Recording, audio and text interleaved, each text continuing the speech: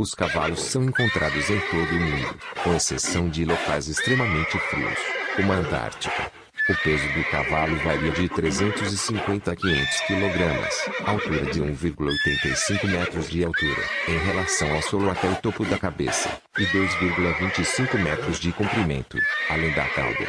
Os cavalos podem viver de 25 a 40 anos. Eles são animais velozes. A raça puro sangue inglês, por exemplo, pode atingir até 60 km por hora. O corpo do cavalo é coberto por pelos curtos e lisos de coloração variada. A cabeça é alongada, os olhos são bem separados e as narinas são abertas. As orelhas são pontudas e podem se movimentar em direção ao som.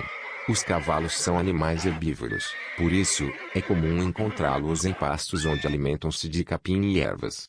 Um cavalo, na natureza, pode passar até 16 horas se alimentado durante o dia.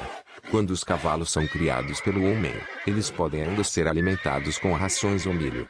Também é importante fornecer sal mineral.